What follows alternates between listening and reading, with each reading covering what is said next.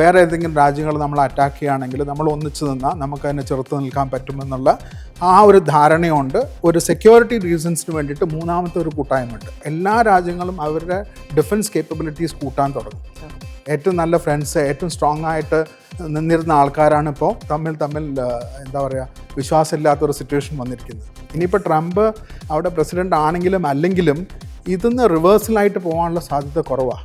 ഈ trend continue ചെയ്യാനാണ് സാധ്യത. എല്ലാ രാജ്യങ്ങളും പുതിയ മാർക്കറ്റ്സ് ഐഡൻറ്റിഫൈ ചെയ്യും.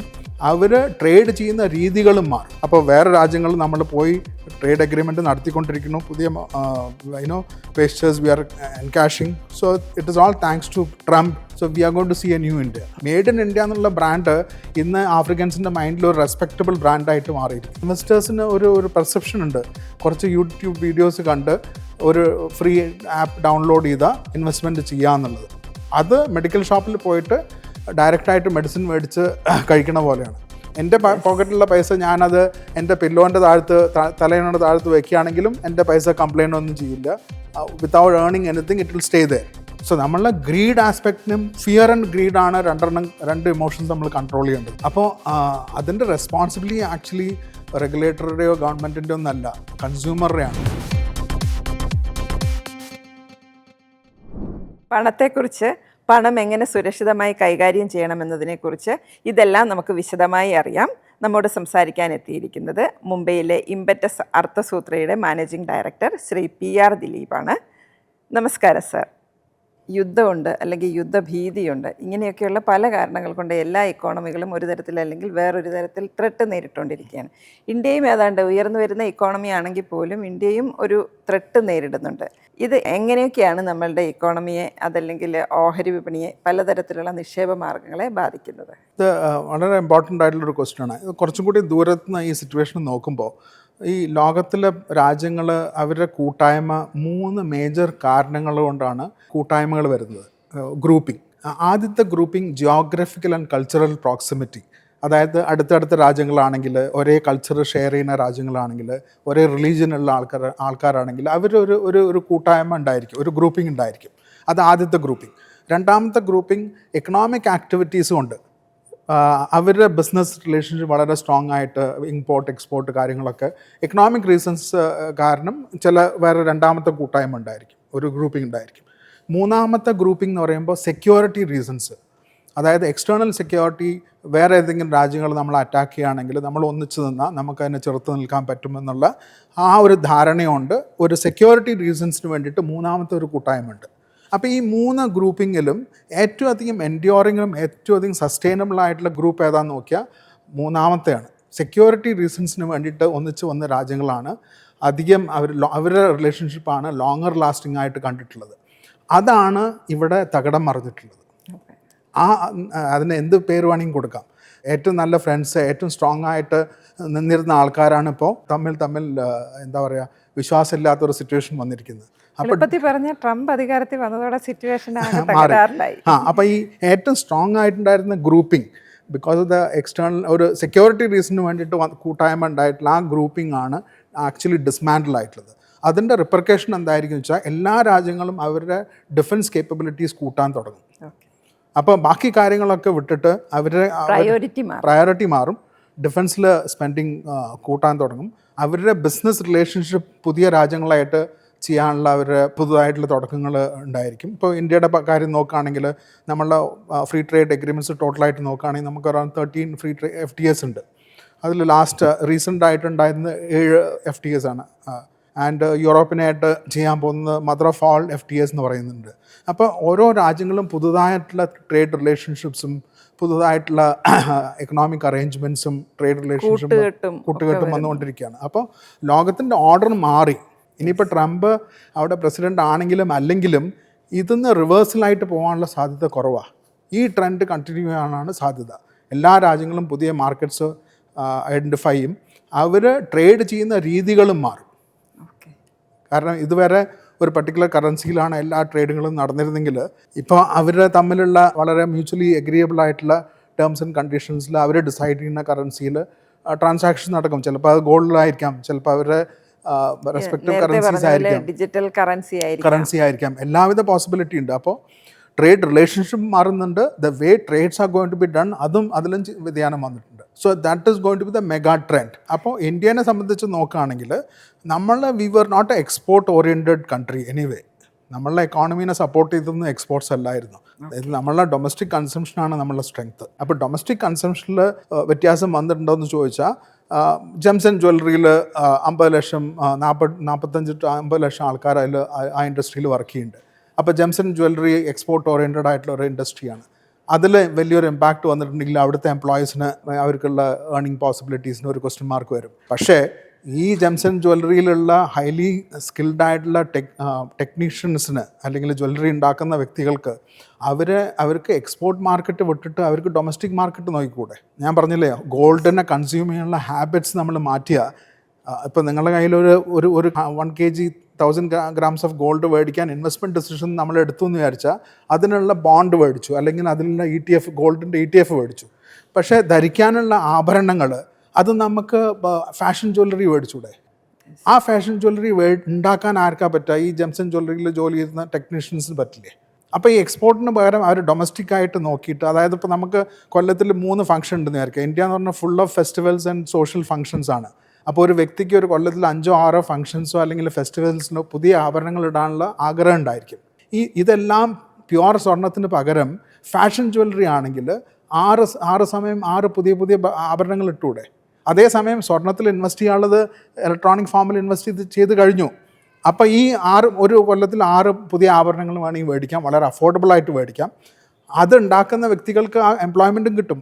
അപ്പോൾ ജെംസ് ആൻഡ് ജ്വല്ലറി എക്സ്പോർട്ടിൽ വന്നിട്ടുള്ള പ്രശ്നങ്ങളുകൊണ്ട് എത്ര ആൾക്കാർക്ക് ജോലി പോകുന്നുണ്ടെങ്കിൽ അവർ അറ്റൻഷനൊന്ന് മാറ്റിയിട്ട് ഇന്ത്യൻ ഹൗസ് ഹോൾഡ്സിൻ്റെ ആഭരണ പ്രിയം അതിൻ്റെ ഒരു കോൺസെപ്റ്റ് മാറ്റിയിട്ട് ഫാഷൻ ജ്വല്ലറിയിലേക്ക് മാറ്റുകയാണെങ്കിൽ ഈ 2 പ്രോബ്ലം സോൾവ് ആവും. അപ്പോൾ ഇന്ത്യയുടെ പെർ ക്യാപിറ്റ ഇൻകം കൂടിക്കൊണ്ടിരിക്കുകയാണ്. We will cross $2,700 per person എന്നുള്ള പെർ ക്യാപിറ്റ ഇൻകം കൂടിക്കഴിഞ്ഞാൽ then we will actually get into an aspirational mode. അതിനുശേഷം നമ്മൾ സർവൈവ് ചെയ്യാൻ വേണ്ടിയിട്ടല്ല കൺസ്യൂം ചെയ്യുക, നമ്മൾ ആസ്പിറേഷൻസ് ഫുൾഫിൽ ചെയ്യാൻ വേണ്ടിയിട്ടായിരിക്കും. അപ്പോൾ ഷർട്ട് മേടിക്കണം, അല്ലെങ്കിൽ ഒരു ഡ്രസ്സ് മേടിക്കണം, പക്ഷേ ബ്രാൻഡഡ് ആയിരിക്കണം. ഒരു ഫുഡ് ഐറ്റം മേടിക്കണം, പക്ഷേ പാക്കേജ്ഡ് ആയിരിക്കണം. കാർ മേടിക്കണം, പ്രീമിയം കാർ ആയിരിക്കും. അങ്ങനെ ഒരു ആസ്പിറേഷണൽ സോണിലേക്ക് നമ്മൾ മാറും. അപ്പോൾ ഓവറോൾ ബിസിനസ് ആക്ടിവിറ്റിയും കൂടും, profitability for the manufacturers and service providers also will go up substantially. ആ ഇൻഡസ്ട്രിയിൽ വർക്ക് ചെയ്യുന്ന ആൾക്കാർക്ക് എംപ്ലോയ്മെൻറ്റ് പ്രോസ്പെക്ട്സും കൂടും, അവരുടെ ഇൻകം കൂടും. സോ ഡൊമസ്റ്റിക്കലി വളരെ സ്ട്രോങ് ആയിട്ടുള്ള കൺസംഷൻ ബേസ്ഡ് ഉള്ളതുകൊണ്ട് India is not going to face a problem because of American attitude. On the contrary, I will say we should actually thank Donald Trump, because now we are forced to find new business opportunities with other countries. അപ്പോൾ വേറെ രാജ്യങ്ങൾ നമ്മൾ പോയി trade agreement നടത്തിക്കൊണ്ടിരിക്കുന്നു, പുതിയ pastures we are encashing. So it is all thanks to Trump. So we are going to see a new India. നമ്മൾ ആ uncertainty മാറി ഒരു ന്യൂ നോർമൽ എന്നുള്ള ഒരു സിറ്റുവേഷനിലേക്ക് വരുവാണ്. പിന്നെ നമുക്ക് ഒരുപാട് ഫ്രണ്ട്സ്, നമ്മളെ വിശ്വസിക്കുന്ന ഒരുപാട് ഫ്രണ്ട്സ് അറൗണ്ട് ഇന്ത്യ തന്നെ ഉണ്ട്. ഫാർ ഈസ്റ്റേൺ നേഷൻസ് ആണെങ്കിലും, മിഡിൽ ഈസ്റ്റേൺ നേഷൻസ് ആണെങ്കിലും, ആഫ്രിക്കൻ നേഷൻസ് ആണെങ്കിലും. ഇപ്പോൾ G20 മീറ്റിങ്ങിൽ ആഫ്രിക്കനെ അവർ അതിൽ വളരെ ഇമ്പോർട്ടൻ്റ് ആയിട്ടുള്ള ഒരു റോളിലേക്ക് കൊണ്ടുവന്നു. അപ്പോൾ ആഫ്രിക്ക എന്ന് പറഞ്ഞാൽ എൻറ്റയർ കോണ്ടിനെൻറ്റ്, അത് ഏറ്റവും അധികം പോപ്പുലേഷൻ ചൈനയും ഇന്ത്യയും കഴിഞ്ഞ ആഫ്രിക്കൻ കോണ്ടിനെൻറ്റിലല്ലേ. അപ്പോൾ ആ രാജ്യങ്ങൾക്കെല്ലാം ഇന്ത്യയോട് ഒരു പ്രത്യേക ഒരു റെസ്പെക്റ്റും റിഗാർഡും വന്നിട്ടുണ്ട്. So the entire market is available to you. അപ്പോൾ ഇന്ന് ആകെ എയർടെൽ, ഭാരതിയാണ് അവിടെ പോയിട്ട് ടെലികോം ഇൻഫ്രാസ്ട്രക്ചർ ഉണ്ടാക്കിയിരിക്കുന്നത്. ബജാജ് ഓട്ടോസിൻ്റെ ഓട്ടോറിക്ഷാസ് ഉണ്ടായിരിക്കും. പക്ഷേ എന്തെല്ലാം സാധനങ്ങൾ നമുക്ക് ആ കോണ്ടിനെൻറ്റിൽ വിൽക്കാൻ പറ്റും. So it's a new market for us and they have a trust. So made in India എന്നുള്ള ബ്രാൻഡ് ഇന്ന് ആഫ്രിക്കൻസിൻ്റെ മൈൻഡിൽ ഒരു റെസ്പെക്റ്റബിൾ ബ്രാൻഡായിട്ട് മാറിയിരിക്കുന്നു. Because of one move G20 അവരെ വളരെ റെസ്പെക്റ്റീവ് പൊസിഷൻ കൊടുത്തതുണ്ട്. സോ അതൊക്കെ ഒരു ബിസിനസ് ഓപ്പർച്യൂണിറ്റി ഉണ്ടോ അല്ലേ. So we can actually encourage those opportunities very well.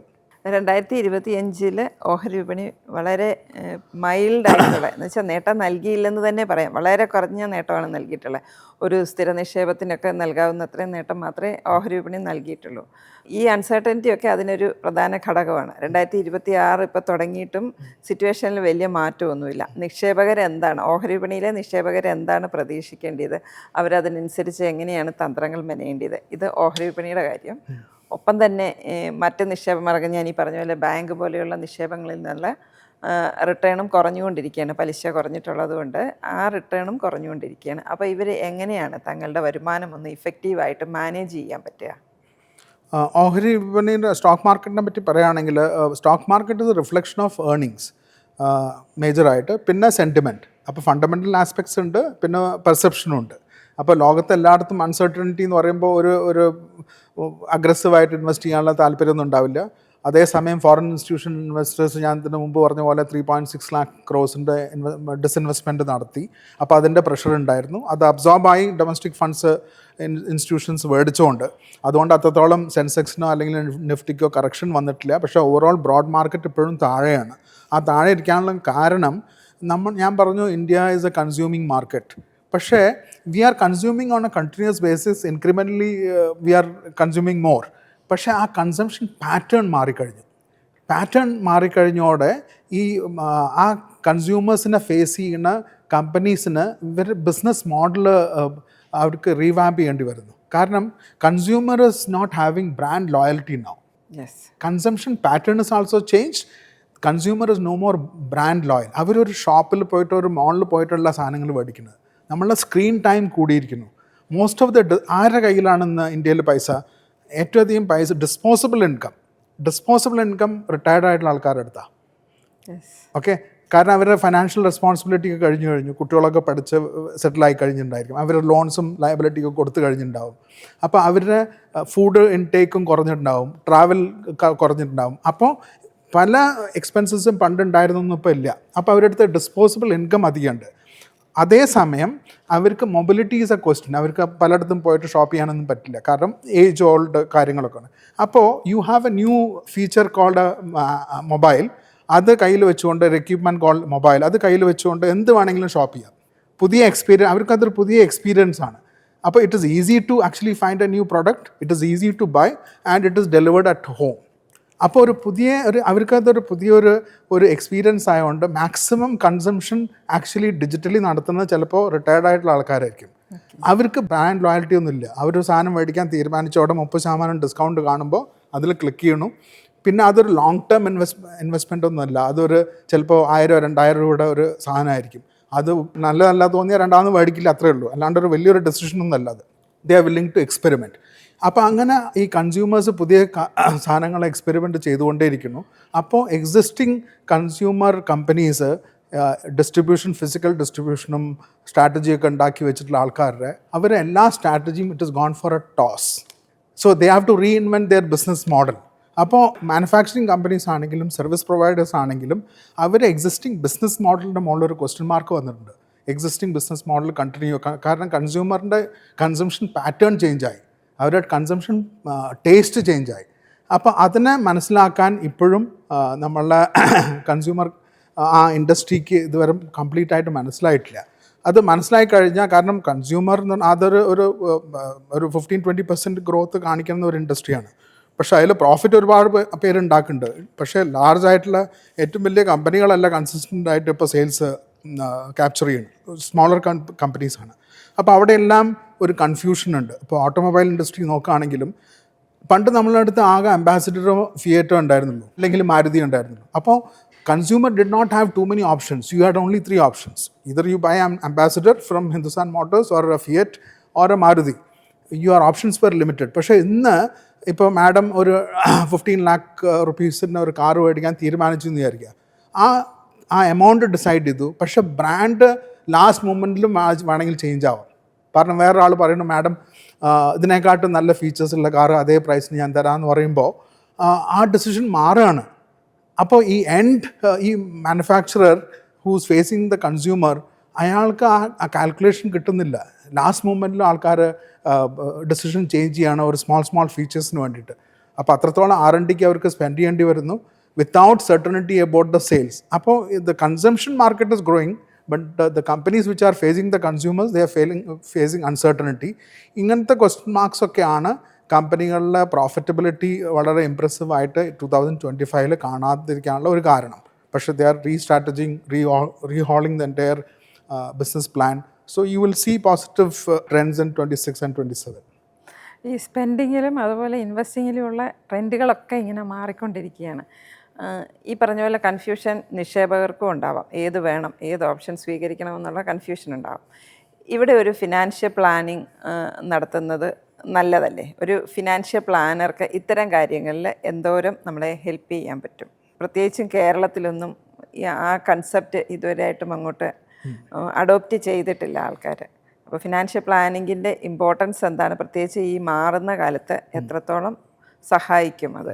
അപ്പോൾ ഇൻവെസ്റ്റ്മെൻറ്റ് മാനേജ്മെൻറ്റ് എന്നുള്ള അതൊരു നമ്മൾ വളരെ ഇമ്പോർട്ടൻ്റ് ആയിട്ട് ആക്ടിവിറ്റിയാണ് എല്ലാ വ്യക്തിയുടെ ലൈഫിലും. ഇൻവെസ്റ്റ്മെൻറ്റ് മാനേജ്മെൻറ്റ്, അതായത് നമ്മൾ ഏൺ ചെയ്തു, സ്പെൻഡ് ചെയ്തതിൻ്റെ ശേഷമുള്ള സേവിങ്സ് ബാങ്കിൽ വന്നു, ആ സേവിങ്സിനെ എങ്ങനെ ഡിപ്ലോയ് ചെയ്യണം എന്നുള്ളതാണ് ഇൻവെസ്റ്റ്മെൻറ്റ് മാനേജ്മെൻറ്റിൻ്റെ ആ തോട്ട് പ്രോസസ്സ്.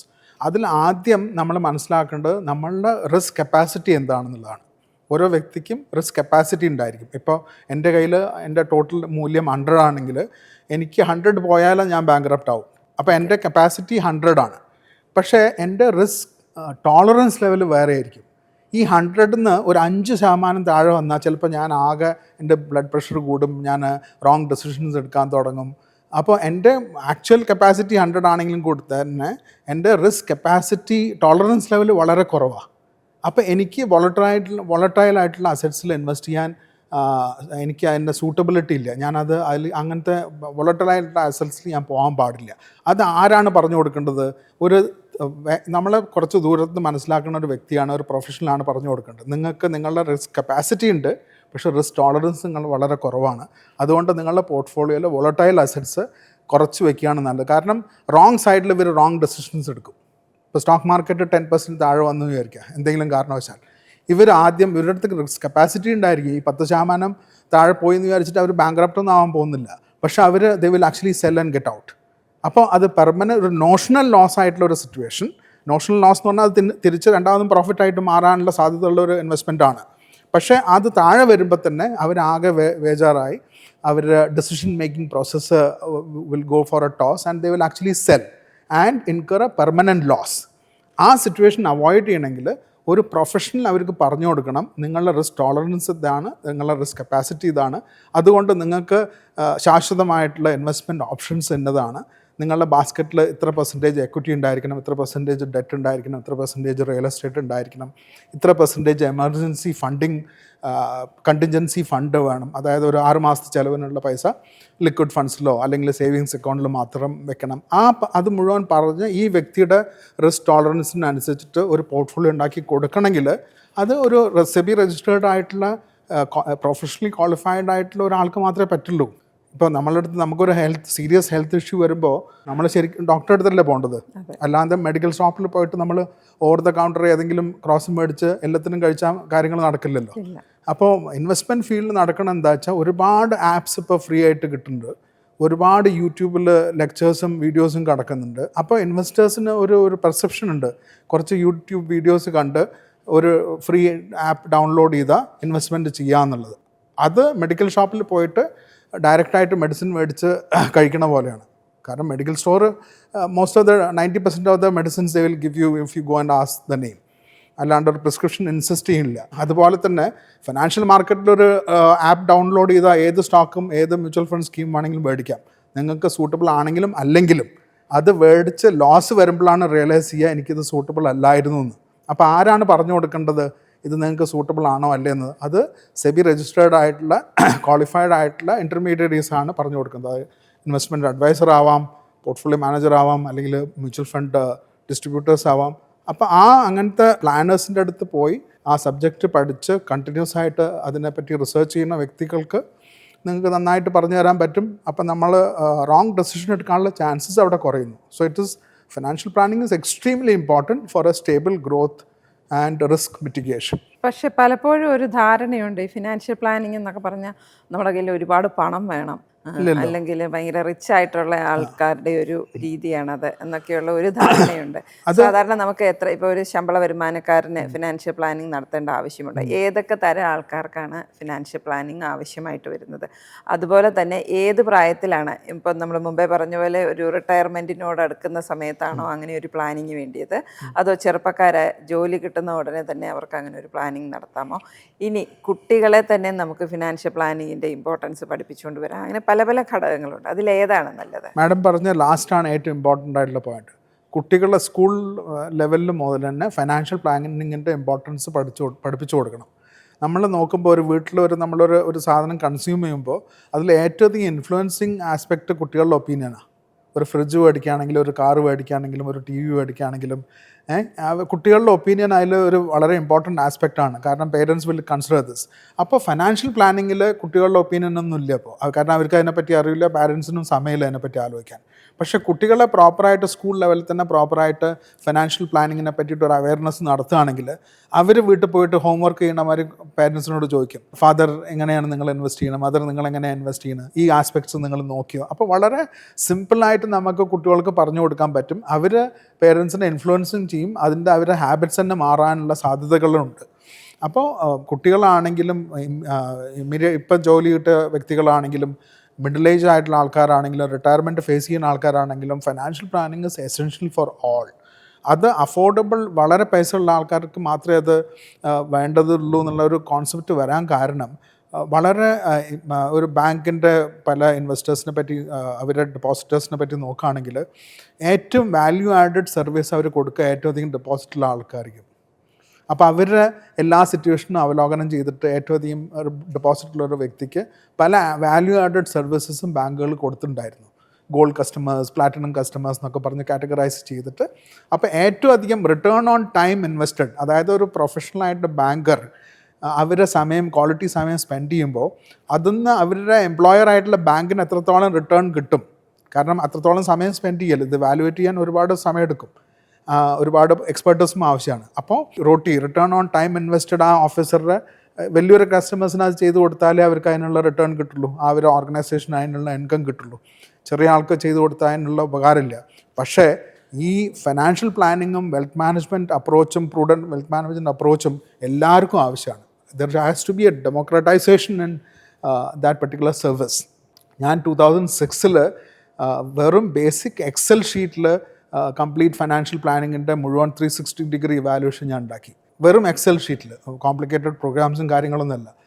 അത് ഏതൊരു വ്യക്തിക്ക് എവിടെ വേണമെങ്കിലും ഉപയോഗിക്കാൻ പറ്റുന്ന രീതിയിൽ, അതായത് ഒരു വ്യക്തിക്ക് നമ്മളൊരു കമ്പനി ഓരോ കൊല്ലം ബാലൻസ് ഷീറ്റ് ഉണ്ടാക്കുന്ന പോലെ, ആനുവൽ റിപ്പോർട്ട് ഉണ്ടാക്കുന്ന പോലെ ഓരോ വ്യക്തിക്കും അവരുടേതായിട്ടുള്ള ഒരു ആനുവൽ റിപ്പോർട്ട് ഉണ്ടാക്കാൻ പറ്റും. അവർക്ക് തന്നെ മനസ്സിലാവും ഞാൻ കഴിഞ്ഞ കൊല്ലം എന്തൊക്കെ ഡെസിഷൻസാണ് എടുത്തത്, ആ ഡെസിഷൻ ശരിയായിട്ട് വന്നോ ഇല്ലേ, പുതിയ നോളജ് അക്വയർ ചെയ്തിട്ട് അതിൽ അവർക്ക് നെക്സ്റ്റ് ഇയർ ഇൻകോർപ്പറേറ്റ് ചെയ്യാം.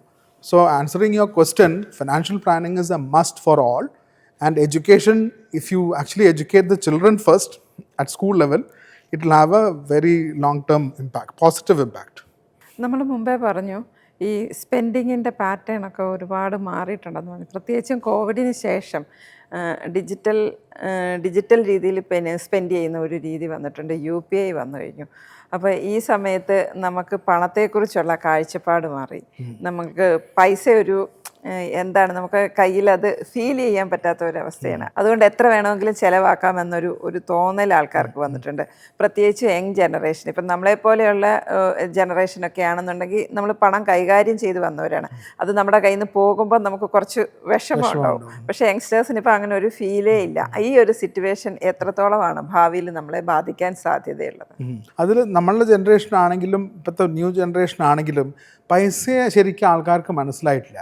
ഓക്കെ, പൈസ എന്ന് പറഞ്ഞാൽ എല്ലാവരും അത് ഒരു mode to make a payment എന്നുള്ള, അല്ലെങ്കിൽ ടു അക്വയർ സംതിങ് എന്നുള്ള ഒരു കോൺസെപ്റ്റാണ്. അതിനെ മാറ്റി നമ്മൾ ചിന്തിക്കുകയാണെങ്കിൽ, ഞാൻ പറയുമ്പോൾ മിസ്റ്റർ മണി, പൈസയ്ക്ക് നമ്മൾ മിസ്റ്റർ മണി എന്നൊരു പേര് കൊടുക്കുക. എന്നിട്ട് മിസ്റ്റർ മണി ഈസ് എൻ്റെ പോക്കറ്റിലുള്ള പൈസ, he is my best friend.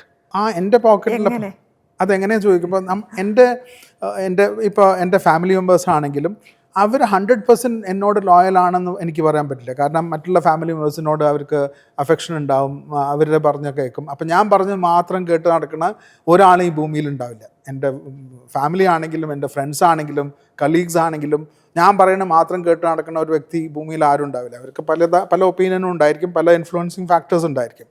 പക്ഷേ എൻ്റെ പോക്കറ്റിലുള്ള പൈസ ഞാൻ പറഞ്ഞാൽ മാത്രമേ കേൾക്കുള്ളൂ. എൻ്റെ പോക്കറ്റിലുള്ള പൈസ ഞാനത് എൻ്റെ പില്ലോൻ്റെ തലയിനോട് താഴത്ത് വയ്ക്കുകയാണെങ്കിലും എൻ്റെ പൈസ കംപ്ലൈൻ്റ് ഒന്നും ചെയ്യില്ല. Without earning anything it will stay there. If I take that money out of there and keep it at RBI ബോണ്ടിലോ അല്ലെങ്കിൽ സേവിങ്സ് അക്കൗണ്ടിൽ വെക്കുകയാണെങ്കിൽ 3, 4, 5% കിട്ടുകയാണെങ്കിൽ അത്രത്തോളം റിട്ടേൺ കിട്ടുള്ളൂ എന്ന് വെച്ചാൽ കൂട്ടത്തിന് ആ പൈസ മണി വിൽ നോട്ട് കംപ്ലെയിൻ. വേറെ ഒരു 8%ത്തിലേക്ക് part of that money if I shift, it will start working at 8%, 24 hours for me. So 24 hours സമയത്ത് ഗോൾഡിലിട്ടാൽ വളരെ വലിയ നേട്ടം കിട്ടും. കഴിഞ്ഞ വർഷത്തെ 2-3 വർഷത്തെ നോക്കുകയാണെങ്കിൽ വളരെയധികം റിട്ടേൺ കിട്ടി നമുക്ക് കാണാം. അപ്പോൾ അസറ്റ് അലൊക്കേഷൻ എന്ന് പറയുമ്പോൾ നമ്മളുടെ കയ്യിലുള്ള പൈസ എവിടെയൊക്കെ ഇൻവെസ്റ്റ് ചെയ്യണം എന്നുള്ള ഒരു ധാരണ വേണം. എല്ലാം കൂടി ഒരേ ബാസ്ക്കറ്റിൽ ഇടാൻ പാടില്ലല്ലോ. അതേസമയം അതിൻ്റെ ഗ്രോത്ത് ഇൻഫ്ലേഷനെ ബീറ്റ് ചെയ്യുന്നുണ്ടോ കൂടി നോക്കണം നമ്മൾ വെറും സേഫ്റ്റി എന്ന് മാത്രം ആലോചിച്ചിട്ട് സേഫ്റ്റി എന്താണെന്ന് മനസ്സിലാക്കാണ്ട് പോയാൽ അതിനെക്കാട്ടും വലിയ വിഡ്ഢിത്തരാണ്. കാരണം പണപ്പെരുപ്പം സപ്പോസ് ഒരു 6% ഉണ്ടെന്ന് വിചാരിക്കുക. ഞാൻ ഗവൺമെൻറ്റിൻ്റെ ഡേറ്റ അല്ല പറയുന്നത്, CPI അല്ലെങ്കിൽ WPI എന്ന് പറയുന്ന ഗവൺമെൻറ് പറയുന്ന ഡേറ്റ അല്ല ഞാൻ പറയുന്നത്. നമ്മളുടെ ഒരു സാധാരണ വ്യക്തിയുടെ ലൈഫിൽ കഴിഞ്ഞ കൊല്ലം ജാനുവരി 2025 നമ്മൾ എത്ര സ്പെൻഡ് ചെയ്തു, അതേ കാര്യങ്ങൾ നടത്താൻ 2026 എത്ര സ്പെൻഡ് ചെയ്യേണ്ടി വരുന്നു. സപ്പോസ് അതിൽ 6% വ്യതിയാനം വരുന്നതാണ്, 6% അല്ലെങ്കിൽ 7% ആണ് കൂടുതലെന്ന് പറഞ്ഞാൽ നമ്മളെ ഇമ്പാക്റ്റ് ചെയ്യുന്ന ഇൻഫ്ലേഷൻ 6 to 7% ആണ്. ഓരോ വ്യക്തിയുടെ ചിലവിനനുസരിച്ചിട്ടാണ് ഇൻഫ്ലേഷൻ്റെ ഇമ്പാക്റ്റ്. അപ്പം നമ്മളെ ബാധിക്കുന്ന ഇൻഫ്ലേഷൻ എത്രയാണെന്ന് നമുക്കറിയണം. സാധാരണ ഹൗസ് ഹോൾഡ് ബില്ല് നോക്കിയാൽ തന്നെ, ഗ്രോസറി ബില്ല് നോക്കിയാൽ തന്നെ അറിയാം നമ്മളെ ഇൻഫ്ലേഷൻ എത്രയാണ് നമ്മളെ ഇമ്പാക്റ്റ് ചെയ്യുന്നത്. അതിനെ ബീറ്റ് ചെയ്യത്തക്ക രീതിയിൽ ഇൻവെസ്റ്റ്മെൻറ്റ് നടത്തിയാലേ നമുക്കതിനെ കൊണ്ട് ഗുണമുള്ളൂ. നമ്മുടെ മിസ്റ്റർ മണിക്ക് ഈ സമയത്ത് എന്തോരം ഹെൽപ്പ് ചെയ്യാൻ പറ്റും? വളരെയധികം ഹെൽപ്പ് ചെയ്യാൻ പറ്റും. കാരണം ഇപ്പം നമുക്ക് കണ്ടിൻജൻസി ഒരു 6 മാസത്തെ എക്സ്പെൻസസ് നമ്മളെ സേവിങ്സ് അക്കൗണ്ടിൽ അല്ലെങ്കിൽ ലിക്വിഡ് ഫണ്ട്സിൽ വെച്ചാൽ 5% റിട്ടേൺ കിട്ടുകയാണെങ്കിൽ തന്നെ കുഴപ്പമില്ല. കാരണം അത് ഇമ്മീഡിയറ്റ് ആയിട്ട് നമുക്ക് വിഡ്രോ ചെയ്യാനുള്ള പൈസയാണ്. 3 വർഷത്തിന് ശേഷം നമുക്ക് ആവശ്യമുള്ളൊരു പൈസയാണെങ്കിൽ അതിനെ നമുക്ക് ബോണ്ട് ഫണ്ട്സിലോ അങ്ങനത്തെ കുറച്ചും കൂടി സേഫ് ആയിട്ടുള്ള കുറച്ചും കൂടി അഗ്രസീവ് ആയിട്ടുള്ള കുറച്ചും കൂടി റിട്ടേൺ കിട്ടാൻ സാധ്യതയുള്ള അങ്ങനത്തെ ബോണ്ട് ഇൻസ്ട്രുമെൻറ്റ്സിലോ ബോണ്ട് ഫണ്ട്സിലോ ഇൻവെസ്റ്റ് ചെയ്യാം. ഒരു 3 വർഷത്തിന് മുകളിൽ 3 years ഓൺവേർഡ്സ് നമുക്ക് ഒരു 5 വർഷം 6 വർഷം കഴിഞ്ഞിട്ട് ആ ഗോളുള്ളൂ എന്ന് അടച്ച് നമുക്ക് part of that money can be shifted to equity and equity related. അവിടെ ഗ്രോത്ത് വിൽ ബി ഹയർ. അതല്ല 10 വർഷത്തിന് ശേഷം പൈസയ്ക്ക് ആവശ്യമുള്ളത് some part of it can be invested in gold or precious metals. അപ്പോൾ അങ്ങനെ ഒരു അലൊക്കേഷൻ നടത്തിയ നമ്മളുടെ കയ്യിലുള്ള മിസ്റ്റർ മണീനെ ഇങ്ങനെ ഒരു പ്രോപ്പറായിട്ട് അലൊക്കേഷൻ നമ്മളുടെ ഗോളിനനുസരിച്ചിട്ട് അലൊക്കേഷൻ നടത്തിയ the end result will be beautiful. So നമ്മളുടെ ഗ്രീഡ് ആസ്പെക്റ്റിനും ഫിയർ ആൻഡ് ഗ്രീഡാണ് രണ്ട് ഇമോഷൻസ് നമ്മൾ കൺട്രോൾ ചെയ്യേണ്ടത്. ഫിയർ എന്ന് പറഞ്ഞാൽ എനിക്ക് എൻ്റെ ക്യാപിറ്റൽ പ്രൊട്ടക്ഷനാണ് ആവശ്യം, അഗ്രസീവായിട്ടുള്ള ഒരു അസറ്റിൽ ഞാൻ ഇൻവെസ്റ്റ് ചെയ്യില്ല എന്ന് പറയുമ്പോൾ നമ്മളെ ഇൻഫ്ലേഷൻ നമ്മളെ കൊല്ലും. Inflation will eat us up. നമ്മളെ പർച്ചേസിങ് പവർ ഇൻഫ്ലേഷൻ ഇല്ലാണ്ടാക്കും. അപ്പോൾ ആ fear is actually not good. Greed എന്ന് പറഞ്ഞാൽ കഴിഞ്ഞ കൊല്ലം ഗോൾഡിൽ ഇത്രയധികം റിട്ടേൺ കിട്ടി, അപ്പോൾ ഇനിയുള്ള പൈസ മുഴുവൻ നമുക്ക് പോയി ഗോൾഡ് കൊണ്ടിടാന്ന് പറയുമ്പോൾ അത് ഗ്രീഡ് ആസ്പെക്റ്റാണ്. അവിടെയും that also can actually damage our wealth in a major manner. അപ്പോൾ ഗ്രീഡിനെയും ഫിയറിനെയും മാറ്റി വെച്ചിട്ട് ഒരു റാഷണൽ തിങ്കിങ് എന്ന് പറഞ്ഞാൽ അതിൽ നമ്മൾ ഇൻകോർപ്പറേറ്റ് ചെയ്യേണ്ടത് നമ്മളെ ഇമ്പാക്റ്റ് ചെയ്യുന്ന ഇൻഫ്ലേഷൻ എത്രയാണ്, ആ ഇൻഫ്ലേഷനെക്കാട്ടും 2% കൂടുതൽ റിട്ടേൺ കിട്ടിയാലേ നമ്മളുടെ പൈസയുടെ പർച്ചേസിങ് പവർ നിലനിൽക്കുള്ളൂ എന്ന് മനസ്സിലാക്കുക. രണ്ടാമത് നമ്മൾ എക്വിറ്റിയിലോ അങ്ങനത്തെ ഫിനാൻഷ്യൽ ഇൻസ്ട്രുമെൻറ്റ്സിലോ ഇൻവെസ്റ്റ് ചെയ്യുമ്പോൾ എത്രത്തോളം റിട്ടേൺ കിട്ടാൻ സാധ്യതയുണ്ടെന്നൊരു എക്സ്പെക്റ്റേഷൻ ഉണ്ടാവുമല്ലോ. ആ എക്സ്പെക്റ്റേഷന് ഒരു കണക്ക് വേണം. ആ കണക്ക് എന്താ വെച്ചാൽ നമ്മളുടെ നോമിനൽ GDP എന്താണെന്ന് നോക്കുക. സപ്പോസ് 6% നമ്മൾ റിയൽ GDP, 5% ഇൻഫ്ലേഷൻ ഉണ്ടെങ്കിൽ 5 6 11. അപ്പോൾ എക്വിറ്റി മാർക്കറ്റിൽ ഇൻവെസ്റ്റ് ചെയ്ത ആ കൊല്ലം നമുക്ക് കിട്ടാവുന്ന റിട്ടേൺ ±5% ഓഫ് ദാറ്റ് 11% ആണ്. ചിലപ്പോൾ 16% ആവും, അല്ലെങ്കിൽ 11 - 5-6% ആവാം. അപ്പോൾ അതിൻ്റെ ആവറേജ് എടുത്താൽ നമുക്കറിയാം the possible return could be around 11 to 12% അല്ലെങ്കിൽ 12 to 13% ആണ് ഇന്ത്യൻ മാർക്കറ്റിൽ നമുക്ക് ഒരു ലോങ് ടേം എക്സ്പെക്റ്റേഷൻ വയ്ക്കാവോ എന്നുള്ള ആ റാഷണൽ തിങ്കിങ് ആണ് ആവശ്യം. അല്ലാണ്ട് ഒരു വർഷം 2022 ഇൻവെസ്റ്റ് ചെയ്ത ആൾക്കാർക്ക് 20% മുകളിൽ റിട്ടേൺ കിട്ടിയിട്ടുണ്ട്. പക്ഷേ അത് എക്സ്പെക്ട് ചെയ്തിട്ട് എല്ലാ കൊല്ലം 20% മുകളിൽ റിട്ടേൺ കിട്ടുമെന്ന് വിചാരിച്ചാൽ അത് നടക്കുന്ന കാര്യങ്ങളല്ല. കഴിഞ്ഞ കൊല്ലം സ്വർണ്ണത്തിൽ ഒരുപാട് റിട്ടേൺ കിട്ടി, പക്ഷേ അത് വിചാരിച്ചിട്ട് ഇനി വരുന്ന വർഷങ്ങളിലും സ്വർണ്ണത്തിൽ നിന്ന് അത്രത്തോളം റിട്ടേൺ കിട്ടുമെന്ന് എക്സ്പെക്ട് ചെയ്യുന്നത് അത് ശാശ്വതമല്ല. So we have to apply our rational thinking and proper mathematical calculation and numbers are available. Nominal GDP നോക്കിയിട്ട് അതിന് 5% പ്ലസോ മൈനസ് ആക്കിയാൽ നമുക്ക് മനസ്സിലാവും സ്റ്റോക്ക് മാർക്കറ്റിൽ നിന്ന് ആ കൊല്ലം എത്രയാണ് കിട്ടുമെന്നുള്ളത്, what is the expected return എന്നുള്ളത്. സേഫ്റ്റി എന്ന് പറയുമ്പോൾ ഇൻഫ്ലേഷൻ്റെ മുകളിലുള്ള റിട്ടേൺ മാത്രമേ സേഫ് ആയിട്ടുള്ളൂ. അതിൻ്റെ താഴെയുള്ളത് actually it is eating into your purchasing power. ഈ ബേസിക് ആയിട്ടുള്ള കാര്യങ്ങൾ മനസ്സിൽ വെച്ചാൽ then you will be able to manage your mister money properly. നമ്മൾ പറഞ്ഞു ഇപ്പോഴത്തെ ചെറുപ്പക്കാർക്കും കുട്ടികൾക്കും ഒക്കെ അവർക്ക് കയ്യിൽ നിന്ന് പണം ചിലവാകുന്നതിൻ്റെ ഒരു ഇമ്പോർട്ടൻസ്, കാര്യം അവർ കാശ് എന്താണെന്ന് ഫീൽ ചെയ്യുന്നില്ല, കറൻസി ഫീൽ ചെയ്യുന്നില്ല. അപ്പോൾ അതൊരു വലിയൊരു ഇമ്പാക്റ്റ് ഉണ്ടാക്കില്ലേ? വളരെ വളരെ ഇമ്പോർട്ടൻ്റ് ആയിട്ടുള്ള ഒരു പോയിൻ്റാണ്. നമ്മളെ കൈ ഡിജിറ്റൽ കറൻസിയിൽ നമ്മൾ ഡീൽ ചെയ്യുമ്പോൾ നമ്മളുടെ കയ്യിൽ നിന്ന് പൈസ പോകുന്നത് നമുക്കറിയില്ല. നമ്മൾ ഫിസിക്കൽ ക്യാഷ് വെച്ചിരുന്ന സമയത്ത് പല അനാവശ്യമായിട്ടുള്ള ചിലവുകളും നമ്മൾ അവോയ്ഡ് ചെയ്തിരുന്നു. ചിലപ്പോൾ ചില്ലറ കിട്ടില്ല എന്ന് വിചാരിച്ചിട്ട്, അല്ലെങ്കിൽ ഇതിനാവശ്യമുള്ള പൈസ ഞാൻ കൊടുത്തിട്ടില്ല എന്ന് വെച്ചിട്ട്. അപ്പോൾ പല അൺവാണ്ടഡ് ആയിട്ടുള്ള എമർജൻസി ആണെങ്കിൽ നമ്മൾ എങ്ങനെയെങ്കിലും കാര്യങ്ങൾ നടത്തും. വളരെ ഇമ്പോർട്ടൻ്റ് ആയിട്ടുള്ള ആസ്പെക്റ്റ് ആണെങ്കിൽ നമ്മൾ കാര്യങ്ങൾ നടത്തും. അനാവശ്യമായിട്ടുള്ള ചിലവുകൾ പലതും നമ്മളെ ലൈഫിൽ ഉണ്ടായിരുന്നില്ല, അല്ലെങ്കിൽ കുറഞ്ഞിരുന്നു. പക്ഷേ ഇന്ന് ഡിജിറ്റൽ മണി വന്നതുകൊണ്ട് യു ക്യാൻ സ്വൈപ്പ്, ടാപ്പ്, അല്ലെങ്കിൽ QR കോഡ് കാണിച്ചു കൊടുത്താൽ money can be spent, whether it is 1 rupee or 100 lakh, everything can be spent within fraction of second. അപ്പോൾ ആ സമയത്ത് പൈസയുടെ മൂല്യം ശരിക്കും മനസ്സിലാക്കാനുള്ളൊരു സാധ്യത കുറയും കൂടിയാണ്. അപ്പം പൈസ എന്താണെന്നുള്ള കോൺസെപ്റ്റ് ക്ലിയർ ആണെങ്കിൽ അനാവശ്യമായിട്ടുള്ള ചിലവ് ഉണ്ടാവില്ല. ഞാൻ അതിനെ ചിലവാക്കുമ്പോൾ, എൻ്റെ പോക്കറ്റിൽ നിന്ന് പുറത്തെടുക്കുമ്പോൾ ഞാൻ ആലോചിക്കേണ്ടത്, എന്നോട് ഏറ്റവും അധികം സ്നേഹവും ആദരവും ലോയൽറ്റിയുള്ള ഈ വ്യക്തിയെ അയാളുടെ റിസ്ക് എന്താണ്. ഞാൻ ഇപ്പോൾ പുതുതായിട്ട് ഡിപ്ലോയ് ചെയ്യുകയാണെങ്കിൽ അതിലുള്ള ഇൻവോൾവ്മെൻറ്റ്, റിസ്ക് എത്രയാണ് ഇൻവോൾവ്മെൻറ്റ്, അതിൻ്റെ റെസ്പോൺസിബിലിറ്റി ഞാൻ എടുക്കണം. I should be more responsible while deploying this mister money. കാരണം ഏറ്റവും ലോയൽ ആയിട്ടുള്ള എൻ്റെ ഫ്രണ്ടാണ്.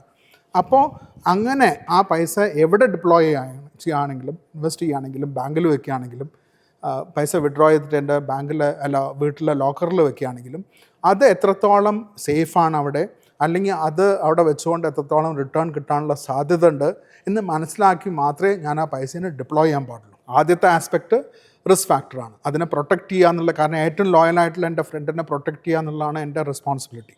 അപ്പോൾ അറിയാത്തൊരു സ്ഥലത്ത്, അറിയാത്തൊരു ഇൻവെസ്റ്റ്മെൻറ്റ് ഓപ്ഷനിൽ, അറിയാത്ത ഒരു ഇൻവെസ്റ്റ്മെൻറ്റ് അവന്യൂവിൽ കൊണ്ട് പൈസ ഇൻവെസ്റ്റ് ചെയ്യാൻ പാടില്ല. ഇൻഫ്ലേഷനെ ബീറ്റ് ചെയ്യാത്ത ഒരു സ്ഥലത്തും പൈസ ഡിപ്ലോയ് ചെയ്തിട്ട് കാര്യമില്ല. അപ്പോൾ മിസ്റ്റർ മണീനെ പ്രോപ്പറായിട്ട് മനസ്സിലാക്കി കഴിഞ്ഞാൽ, നമ്മളോട് ഏറ്റവും അധികം ലോയൽറ്റി പുലർത്തുന്ന ഒരു ഫ്രണ്ടാണ്, അപ്പോൾ ഇയാളെ പ്രോപ്പറായിട്ട് ഡിപ്ലോയ് ചെയ്യണം എന്നുള്ള ആ കാര്യം മനസ്സിലാക്കി കഴിഞ്ഞാൽ അനാവശ്യമായിട്ടുള്ള ചിലവൊന്നും ഉണ്ടാവില്ല. അനാവശ്യമായിട്ടുള്ള അറിയാത്ത ഇൻവെസ്റ്റ്മെൻറ്റ് ട്രാപ്പിൽ പോയിട്ട് നമ്മൾ പൈസ കൊടുക്കില്ല. അപ്പോൾ അത് ഒരു discipline through out the life വരും. അപ്പോൾ നമ്മളെ കയ്യിലുള്ള പൈസ 100 രൂപ അല്ലെങ്കിൽ 1 ലക്ഷം രൂപ അല്ലെങ്കിൽ 50,000 രൂപയല്ല, അത് മിസ്റ്റർ മണിയാണ്. ഇത് എന്നോട് ഏറ്റവും ലോയലായിട്ടുള്ള ഒരു വ്യക്തിയാണ്.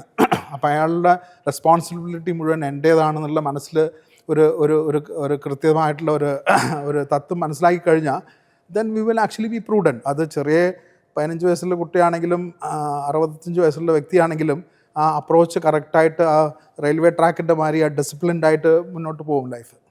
അതുപോലെ തന്നെ നമുക്കിപ്പോൾ എന്ത് കാര്യത്തിനും ഫിസിക്കൽ ക്യാഷ് വേണ്ട, ഒരു ആപ്പ് ഡൗൺലോഡ് ചെയ്താൽ മതി. നമുക്കൊരു ലോൺ വേണം, ഇൻസ്റ്റൻ്റായിട്ട് ഒരു ആപ്പ് ഡൗൺലോഡ് ചെയ്തിട്ട് നമുക്ക് ലോൺ വാങ്ങാം. ഇനി അതല്ല, ഇൻവെസ്റ്റ് ചെയ്യണം, ഉടനെ തന്നെ ഒരു ആപ്പ് ഡൗൺലോഡ് ചെയ്താൽ നമുക്ക് ഏത് ഷെയറിൽ വേണമെങ്കിലും ഇൻവെസ്റ്റ് ചെയ്യാവുന്ന പോലെ അത്രയും എളുപ്പമാണ് കാര്യങ്ങൾ.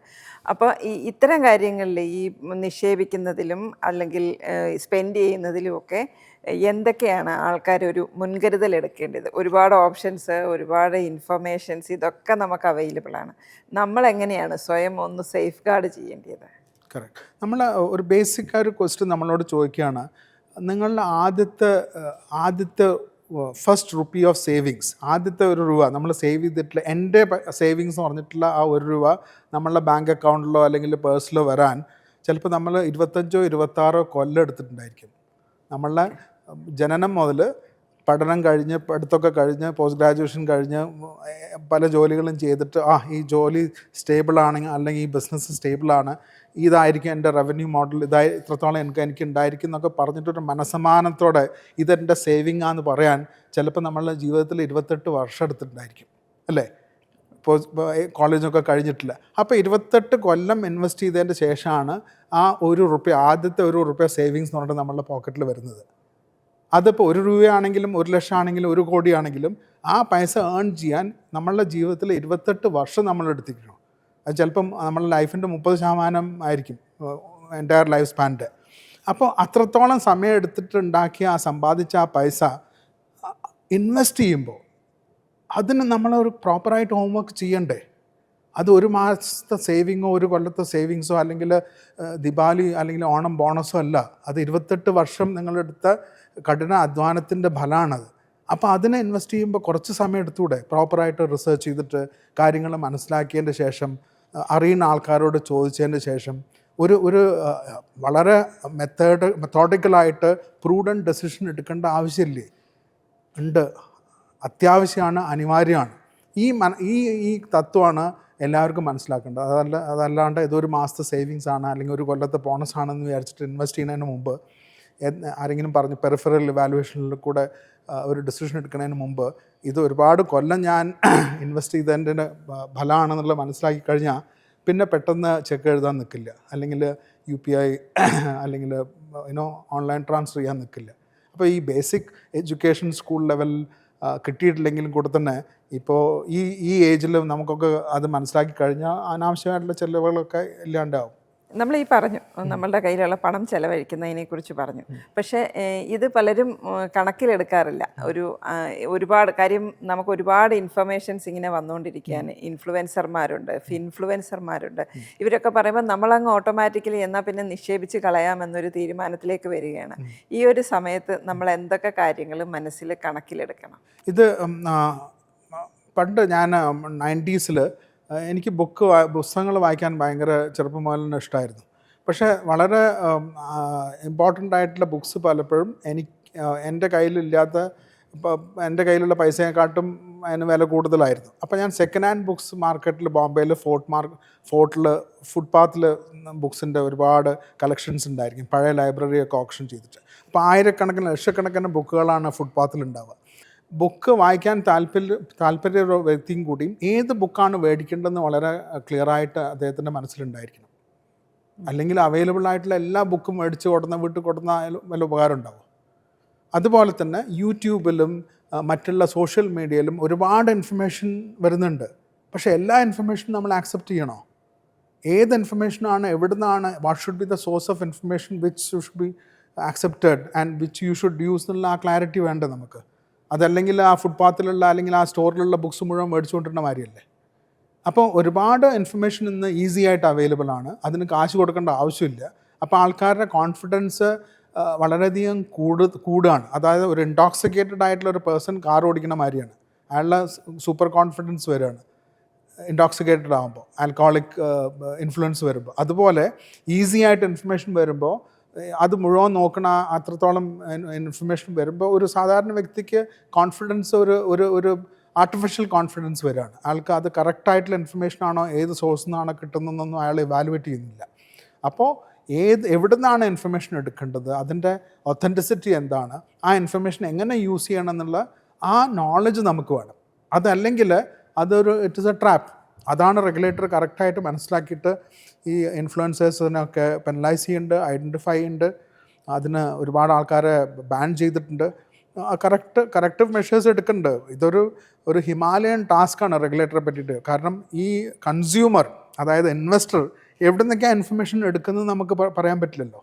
അപ്പോൾ അതിൻ്റെ റെസ്പോൺസിബിലിറ്റി ആക്ച്വലി റെഗുലേറ്ററുടെയോ ഗവൺമെൻറ്റിൻ്റെയോ ഒന്നല്ല, കൺസ്യൂമറുടെയാണ്. കൺസ്യൂമർ പൈസ ചിലവാക്കുന്നതിന് മുമ്പ്, ഇൻവെസ്റ്റ് ചെയ്യുന്നതിന് മുമ്പ് അതിനെപ്പറ്റി പ്രോപ്പറായിട്ട് പഠിച്ചോ മനസ്സിലാക്കിയെന്ന് സ്വയം ആലോചിക്കണം. അതല്ലാണ്ട് ഇങ്ങനത്തെ ഒരു പ്രൊഡക്റ്റ് വന്നു, ഇത് റെഗുലേറ്റർ അതിനെ പറ്റിയിട്ട് നോക്കിയില്ല, അല്ലെങ്കിൽ ഗവൺമെൻറ് അതിനെപ്പറ്റി ശ്രദ്ധിച്ചില്ല, ഞാൻ പെട്ടുപോയെന്ന് പറയുന്നതിന് മുമ്പ്, ഞാൻ അത് ഇൻവെസ്റ്റ് ചെയ്യുന്നതിന് മുമ്പ്, ആ ഓപ്ഷൻ ഓപ്റ്റ് ചെയ്യുന്നതിന് മുമ്പ് ഞാൻ അതിനെപ്പറ്റി പഠിച്ചോ എന്നുള്ളത് ഒന്ന് സ്വയം ആലോചിക്കുന്നത് വളരെ ഇമ്പോർട്ടൻ്റ് ആണ്. ഇൻഫർമേഷൻ എല്ലായിടത്തും ഫ്രീ ആയിട്ട് കിട്ടുന്നുണ്ട്, പക്ഷേ എല്ലാ ഇൻഫർമേഷനും യൂസ്ഫുൾ ആയിരിക്കില്ല, എല്ലാ ഇൻഫർമേഷനും റിലയബിൾ ആയിരിക്കില്ല. അത് സ്വയം തന്നെ മനസ്സിലാക്കി ഡിസിഷൻ എടുക്കണം. പല തട്ടിപ്പിലും വീണു പോകാൻ ശരിക്കും പറഞ്ഞാൽ നമ്മൾ തന്നെ നിന്ന് കൊടുക്കുകയാണ്. ആണ്. എന്നിട്ട് നമ്മൾ റെസ്പോൺസിബിലിറ്റി ഗവൺമെൻറ്റിന് കൊടുക്കും, അല്ലെങ്കിൽ റെഗുലേറ്റർ തലക്കിടും, നിങ്ങൾ നോക്കിയില്ല എന്ന് പറയും. പക്ഷേ എല്ലാവരും ചെക്ക് എഴുതുന്നതിന് മുമ്പ്, പേയ്മെൻറ്റ് ട്രാൻസ്ഫർ ചെയ്യുന്നതിന് മുമ്പ് ഗവൺമെൻറ്റിനോ അല്ലെങ്കിൽ റെഗുലേറ്റർക്കോ നോക്കാൻ പറ്റുമോ? അത് പ്രാക്ടിക്കലി പോസിബിൾ അല്ലല്ലോ. അപ്പോൾ നമ്മൾ എന്താണ് കൺസ്യൂം ചെയ്യണമെന്നുള്ളത് വളരെ ക്ലിയറായിട്ട് നമുക്ക് ഒരു ബോധം വേണം. ഇതാണ് ഞാൻ കൺസ്യൂം ചെയ്യണത്, ഇതിൻ്റെ ക്വാളിറ്റി ഞാൻ ചെക്ക് ചെയ്തിട്ടില്ല, ഒത്തൻറ്റിസിറ്റി ഞാൻ ചെക്ക് ചെയ്തിട്ടില്ല, അപ്പോൾ അതിൻ്റെ റിസൾട്ടിൻ്റെ റിപ്പർക്കേഷനും ഞാൻ തന്നെ അതിൻ്റെ റെസ്പോൺസിബിലിറ്റി ഞാൻ തന്നെ ആക്സെപ്റ്റ് ചെയ്യണമെന്ന് പറഞ്ഞുകൊണ്ടാണ് മുന്നോട്ട് പോകണമെന്നെങ്കിൽ പ്രശ്നമില്ല. പക്ഷേ 90% ആൾക്കാരുടെ ഇപ്പോൾ ന്യൂ ഇൻവെസ്റ്റേഴ്സിൻ്റെ ബാലൻസ് ഷീറ്റ് നോക്കുകയാണെങ്കിൽ ദേ ഹാവ് ലോസ്റ്റ് ക്യാപിറ്റൽ, മൂലധനം നഷ്ടപ്പെട്ടു. കാരണം എന്താ വെച്ചാൽ ഇതുപോലത്തുള്ള അൺറിലയബിൾ ഇൻഫർമേഷൻ ഗ്യാദർ ചെയ്തിട്ട് അതിൻ്റെ മുകളിലുള്ള ഇൻവെസ്റ്റ്മെൻറ്റ് ഡിസിഷൻ എടുത്തതിൻ്റെ ശേഷം. So it is a very complex process to identify a proper investment idea. അതൊരു ആപ്പ് ഡൗൺലോഡ് ചെയ്താലോ അല്ലെങ്കിൽ 4-5 യൂട്യൂബ് വായിച്ചാലോ നോക്കിയാലോ കണ്ടാലോ ഒന്നും മനസ്സിലാവുന്ന കാര്യമല്ല. അത് that and today's generation is actually very smart, but I do not know why they have not realise that it is not so easy to make investment decisions. Execution അല്ല important. Execution is not important. Thinking what to execute is very important. അല്ലേ, ഒരു car മേടിക്കണമെങ്കിൽ പൈസ ഉള്ള ഒരാൾക്ക് you can walk in and buy a car from any showroom അല്ലേ. പക്ഷേ ആ execution അല്ലല്ലോ ഇമ്പോർട്ടൻറ്റ്. എൻ്റെ യൂട്ടിലിറ്റി എന്താണ്, ഞാനത് സിറ്റിയിലാണോ ട്രാവൽ ചെയ്യാൻ പോണത്, അതല്ലോ ലോങ് റൈഡിന് വേണ്ടിയിട്ടാണോ, ഓഫ് റോഡ് ട്രാൻസ്പോർട്ടേഷന് വേണ്ടിയിട്ടാണോ, അല്ലെങ്കിൽ ഗൂഡ്സ് ക്യാരി ചെയ്യാൻ വേണ്ടിയിട്ടാണോ, എൻ്റെ യൂട്ടിലിറ്റി, എൻ്റെ ഉപയോഗം എന്താണ്, ഞാൻ എങ്ങനെയാണ് അത് ഉപയോഗിക്കാൻ പോകുന്നതെന്ന് ആലോചിച്ചതിൻ്റെ ശേഷം മാത്രമല്ലേ വെഹിക്കിൾ മേടിക്കാൻ പാടുള്ളൂ. അല്ലാണ്ട് പോക്കറ്റിൽ പൈസ ഉണ്ടെന്ന് വിചാരിച്ചിട്ട് just walk into any showroom and buy, that is not going to end up in a good result. So similarly ഇൻവെസ്റ്റ്മെൻറ്റിലും നമ്മളുടെ risk taking capacity, risk tolerance, financial goals എന്തൊക്കെയാണ്, നമ്മളെ കണ്ടിൻജൻസി പ്ലാൻസ് എന്തൊക്കെയായിരിക്കണം, നമ്മൾ ഫേസ് ചെയ്യുന്ന risk എന്തൊക്കെയായിരിക്കണം എന്ന് മനസ്സിലാക്കിയതിൻ്റെ ശേഷം അതിനുള്ള information യൂട്യൂബിലോ മാഗസിൻസിന്നോ news പേപ്പേഴ്സിനോ അല്ലെങ്കിൽ എക്സ്പേർട്സിനൊക്കെ ചോദിച്ച് മനസ്സിലാക്കിയിട്ട് സ്വയം എടുക്കുകയാണെങ്കിൽ, ഡു ഇറ്റ് യുവർ സെൽഫ് ചെയ്യുകയാണെങ്കിൽ ഇറ്റ് ഇസ് ഗുഡ്. കാരണം you have understood what is the situation, you have gathered all information and then taking A decision. That's A prudent approach. അതൊന്നും ഇല്ലാണ്ട് ഒരു യാതൊരുവിധ ഒരു ഡിസൈനും ഇല്ലാണ്ട് ഒരു സ്ട്രക്ചർ ഉണ്ടാക്കുക എന്ന് പറയുമ്പോൾ ഇറ്റ് വിൽ കൊളാപ്സ്. നന്ദി ദിലീപ്. പണത്തെക്കുറിച്ച് ഒരുപാട് പുതിയ അറിവുകളും പുതിയ കാഴ്ചപ്പാടുകളും നമ്മളോട് പങ്കുവച്ചതിന്. Thank you for making.